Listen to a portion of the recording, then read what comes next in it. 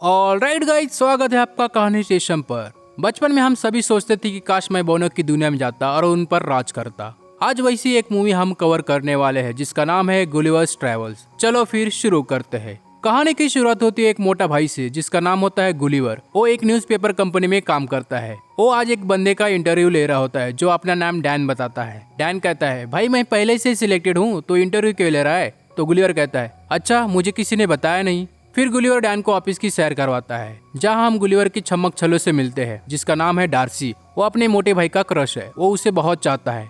फिर Gulliver Dan को Darcy से मिलाता है जहां गुलिवर की चुमू हरकतों से डैन समझ जाता है कि ये बंदा डार्सी पे मरता है, लेकिन उसे अपने दिल की बात बताने में फटती है। आगे जब गुलिवर गिटार लेकर ठुमके लगा रहा होता है तभी वहाँ पर डैन आता है और कहता है, ओए मोटे, ये ठुमका लगाना बंद कर। आज से अपुन तेरा बॉस है क्योंकि अपुन का प्रमोशन हो गया है। तो जैसा मैं कहूंगा तुझे वैसा ही करना पड़ेगा, समझा? ये सुनकर गुलिवर की सिट्टी पिट्टी गूल हो जाती है और सोचता है ये बंदा कल ही ज्वाइन हुआ और आज मेरा बॉस बन गया। डैन कहता है, भाई गुलिवर, तू यहाँ 10 साल से पड़ा है और डार्सी को अपने दिल की बात बताने से डरता है क्योंकि तू एक नंबर का फट्टू है, तेरे पिछवाड़े में दम नहीं है, समझा? डैन की ये बातें सुनकर गुलिवर बहुत उदास हो जाता है और अपने घर के लिए निकलता है। घर जाने से पहले वो डार्सी को मिलने जाता है जहाँ वो एक ट्रैवल पैम्पलेट उठाता है। तो डार्सी पूछती है, क्या तुम्हें ट्रैवलिंग करना पसंद है? अब कहने के लिए कुछ नहीं होता तो अपना मोटा भाई झूठ बोल देता है, हाँ मुझे ट्रैवल करना बहुत पसंद है, बल्कि मैं तो न्यूजीलैंड, मैक्सिको और अफ्रीका भी जाके आ चुका हूँ। तो डार्सी उसे ट्रैवलिंग पर एक आर्टिकल लिखने के लिए बोलती है। शाम को गुलिवर अपने घर आता है और आर्टिकल लिखने की बहुत कोशिश करता है, लेकिन उसके दिमाग में कुछ भी नहीं आता और अपना पेट का तबला बजाते हुए कहता है,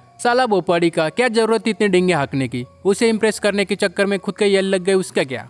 फिर बहुत सोचने के बाद वो आखिर में गूगल बाबा की हेल्प लेता है और अपना आर्टिकल पूरा करता है। फिर अगली सुबह ऑफिस में गुलिवर के आर्टिकल को देखकर डार्सी बहुत खुश हो जाती है और बर्मुडा ट्रायंगल जाने के लिए बोलती है। अब इच्छा न होते हुए भी उसे बर्मुडा ट्रायंगल जाना पड़ता है और फिर अपना मोटा भाई निकल पड़ता है अपने सुहाने सफर के लिए।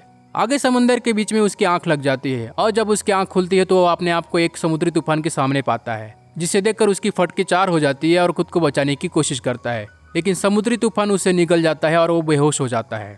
अगले दिन जब गुलिवर की आंख खुलती है तो अपने आप को एक पिद्दी इंसानों की दुनिया में पाता है, यानी कि एक बोनो की दुनिया जिसका नाम होता है लिलीपुट किंगडम। जनरल एडवर्ड और उसके आर्मी मिलकर गुलिवर को रस्सी से बांध देते हैं। वो अपनी पूरी जान लगा के उन रस्सियों को तोड़ देता है और छूट जाता है, लेकिन फिर से सभी बोनो की आर्मी मिलकर उसे बंदी बनाने की कोशिश करते हैं, जिसमें एक सोल्जर उसके पिछवाड़े में घुस जाता है और फिर गुलिवर को लिलीपुट के किंग के पास लेकर जाते हैं जहाँ लिलीपुट के सभी लोग उसे देखने के लिए आते हैं, मानो जैसे जेसीबी की खुदाई हो रही हो। खैर आगे बढ़ते हैं। किंग पूछता है, ये बड़ा जानवर कौन है? जनरल कहता है, एक बीस्ट है, यानी कि एक बड़ा जानवर है जो हम सभी को मिटाने आया है। तो गुलिवर कहता है, मैं कोई बीस्ट नहीं हूँ, मेरा नाम गुलिवर है और मैं भी एक इंसान हूँ। लेकिन किंग गुलिवर की बात नहीं मानता और उसे कैद खाने में बंदी बनाया जाता है जहाँ एक और चोमू को बंदी बनाया गया था जिसका नाम होता है होरेशियो। तो गुलिवर पूछता है, तुम्हें क्यों बंदी बनाया गया है?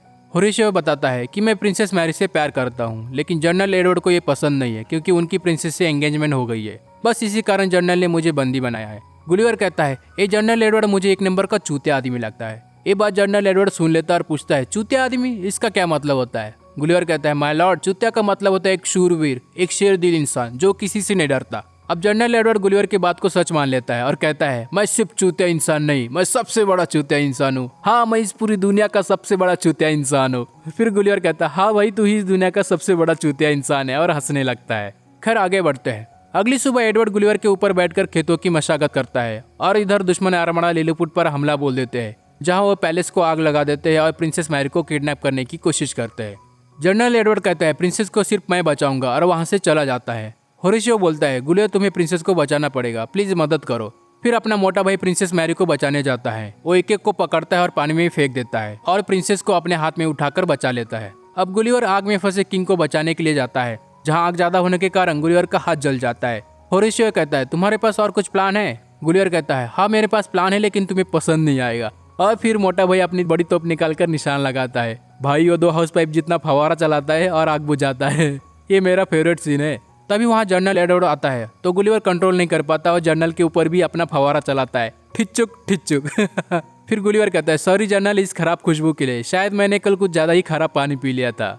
फिर माहौल शांत होने के बाद किंग अपनी जान बचाने के बदले में गुलिवर और होरेशियो को रात की दावत में इन्वाइट करता है, जहाँ किंग कहता है, तुम कहाँ से आए हो बीस्ट? गुलिवर कहता है, मेरा नाम गुलिवर है और मैं मैनहट्टन से आया हूँ। यहाँ पर सभी को लगता है कि गुलिवर मैनहट्टन का प्रधानमंत्री है और बहुत ताकतवर इंसान भी, बल्कि सब कुछ इसके उल्टा होता है। वहाँ पर गुलिवर बहुत ही वाहियात और फट्टू किस्म का इंसान था और यहाँ पर एक हीरो बन गया था। अब मोटा भाई को यही तो चाहिए था, तो वो बड़ी बड़ी डिंगे हाँकता है, जैसे कि मैंने अपने शहर को बचाया, मैंने ये किया वो किया फलाना डिमका। फिर क्या गुलिवर की शाम अच्छे से कटती है। कुछ दिनों के बाद किंग गुलिवर के लिए एक शानदार घर बनवाते हैं और तो और उसके लाइफ के ऊपर एक वाहियात सी फिल्म बनाते हैं और इमोशनल होकर रोने भी लगते हैं यार। क्या बकवास है। खैर हमें क्या, हमें तो मूवी देखने से मतलब है। आगे गुलिवर प्रिंसेस मैरी को पटाने के लिए होरेशियो की मदद करता है, जहाँ गुलिवर बिल्डिंग के पीछे छुपकर उसे गाइड करता है। होरेशियो प्रिंसेस से ढेर सारी बकवास बातें करता है और एक फ्लाइंग किस भी देता है और आखिर में वो अपना मंकी डांस भी दिखाता है। मुझे लगा कि ये काम नहीं करेगी भाई, लेकिन ये काम करने लगती है। प्रिंसेस भी मंकी डांस करने लगती है। ताज्जुब की बात तो यह है कि जहां अपना मोटा भाई खुद के आइटम को इम्प्रेस नहीं कर सका, वो आज दूसरे के आइटम को पटाने के लिए मदद कर रहा है। इधर गुलिवर की खुशी जनरल एडवर्ड को हजम नहीं होती, तो वो गुलिवर का जहाज ढूंढता है जिससे अपना मोटा भाई जल्द से जल्द वहां से निकल जाए। फिर गुलिवर को बोट में से अपना सेलफोन मिलता है जिसमें डार्सी के बहुत सारे वॉइस मेल होते हैं, जिसे सुनकर गुलिवर बहुत उदास हो जाता है क्योंकि डार्सी गुलिवर से बहुत नाराज थी, इसलिए वो भी बर्मुडा ट्रायंगल के लिए निकल पड़ती है। आगे सीन शिफ्ट होता है जहाँ गुलिवर को लिलीपुट का जर्नल और एडवर्ड को वाइस जर्नल बनाया जाता है। अब जलन के मारे एडवर्ड डिफेंस सिस्टम को बंद कर देता है। अब इस मौके का फायदा उठाकर दुश्मन लिलीपुट पर हमला बोल देता है। अपने किंगडम को बचाने के लिए किंग गुलिवर की मदद मांगता है, जहां अपना मोटा भाई अपने कपड़े उतारकर ठंडे पानी में दुश्मनों के पास जाता है और उन्हें समझाने की कोशिश करता है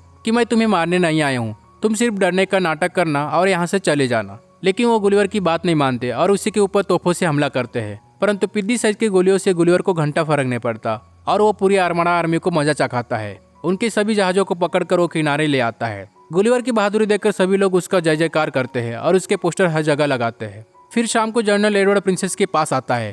प्रिंसेस कहती है तुम बिना परमिशन के यहाँ नहीं आ सकते। तो एडवर्ड कहता है क्यों नहीं, हमारी शादी होने वाली है तो मेरा पूरा हक बनता है। प्रिंसेस कहती है लेकिन मैं तुमसे प्यार नहीं करती, तुम्हें प्यार का भी मतलब पता है। तो जनरल एडवर्ड प्रिंसेस के मौसम्बी की तरफ इशारा करता है। अरे यार, अब प्रिंसेस बहुत गुस्सा हो जाती है और अपना एंगेजमेंट तोड़ देती है, जिससे जनरल एडवर्ड की सटक जाती है और दुश्मन आर्मडा के पास जाकर उनसे हाथ मिला लेता है ताकि लिलीपुट पर वो राज कर सके। गुलिवर के बोर्ड से मिले मैगजीन की मदद से वो आयरन मैन की तरह एक रोबोट बनाता है और फिर गुलिवर को दो हाथ के लिए चैलेंज करता है। उसे लगता है कि वो अपनी दुनिया में वापस आ चुका है, लेकिन जब रोबोट अपने ओरिजिनल साइज में आता है तो मोटा भाई की मोटी वाली फट जाती है। जनरल एडवर्ड उसे हवा में लटकाता है और उसे अपना सारा सच बताने के लिए कहता है। अब गुलिवर के पास और कोई चारा नहीं होता तो अपना सारा सच बताता है। वो कहता है मैं कोई हीरो नहीं हूँ, न मैं प्रधानमंत्री हूँ, मैं तो सिर्फ एक आम इंसान हूँ जिसकी सबसे पटती है। गुलिवर का सच जानकर सभी नाराज हो जाते हैं और फिर जनरल एडवर्ड उसे बांधकर एक ऐसे आइलैंड पर छोड़ देता है जहाँ कोई भी जाने की हिम्मत नहीं करता। फिर कुछ समय के बाद गुलिवर उसी आइलैंड पर पहुंच जाता है जहाँ कोई भी नहीं जाता। उसे लगता है कि वो अपनी दुनिया में वापस आ चुका है कि तभी ऊपर से एक कांच की बोतल आती है और उसे कैद कर लेती है। इधर डार्सी भी बोनो की दुनिया में पहुंच जाती है, लेकिन जनरल एडवर्ड उसे भी कैद कर लेता है। ये सब होरेशियो देख लेता है और गुलिवर को ढूंढने जाता है। कुछ टाइम के बाद गुलिवर को होश आता है, जो लड़की के कपड़ों में होता है। वो जब अपने सामने एक बड़ी लड़की को देखता है तो उसकी बड़ी वाली फट जाती है और जोरों से चिल्लाने लगता है, यानी कि अब वो एक बड़े लोगों की दुनिया में आ चुका था। वो छोटी बच्ची गुलिवर के मुंह में दूध की बोतल घुसेड़ती है, जिससे वो फड़फड़ाने लगता है। फिर उसको टांगों को फैलाती है और डायपर पहनाती है। आगे उसे चाय पीने के लिए बोलती है तो गुलिवर मना करता है। वो हरामी बच्ची उसे डराने के लिए एक डॉल का सर उखाड़ लेती है। ये देखकर गुलिवर चुपचाप चाय पीने लगता है और आखिर में डॉल के साथ रोमांटिक किस भी करता है। ओ भाई। फिर अगली सुबह होरेशियो गुलिवर के पास आता है, जो बताता है कि जनरल एडवर्ड ने लिलीपुट पर कब्जा कर लिया है और डार्सी को भी बंदी बना लिया है। अब सिर्फ तुम ही बचा सकते हो। गुलिवर बिना देर करे उस आइलैंड से बचकर लिलीपुट पहुंच जाता है, जहां वो डार्सी और किंग को छुड़ाता है और डार्सी से अपने दिल की बात बताता है। कहता है मैं तुमसे बहुत प्यार करता हूँ, मैंने सभी को बताया कि तुम मेरी छम्मक छल्लो हो। फिर डार्सी गुलिवर को माफ कर देती है और उसका प्रपोजल एक्सेप्ट कर लेती है। और फिर गुलिवर जनरल एडवर्ड को दो हाथ के लिए फिर से चैलेंज करता है।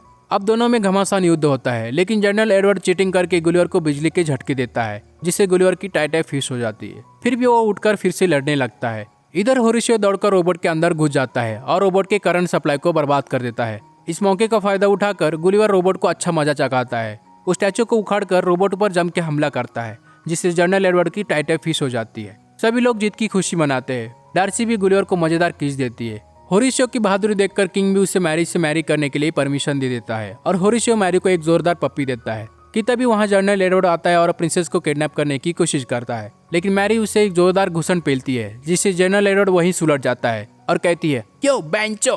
ये सीन यहीं पर खत्म होता है। आगे अपना मोटा भाई एक जेंटलमैन बन जाता है, जो डार्सी के साथ ट्रैवल के ऊपर आर्टिकल लिखता है और बेधड़क सबसे बातें भी करता है। अब होता है इस मजेदार कहानी का दी एंड। ये कहानी मुझे जजंतरम ममंतरम मूवी की याद दिलाती है। आपको कौन सी मूवी पसंद है ये कमेंट में जरूर बताना। चलो फिर मिलते हैं अगली कहानी में, तब तक के लिए गुड बाय।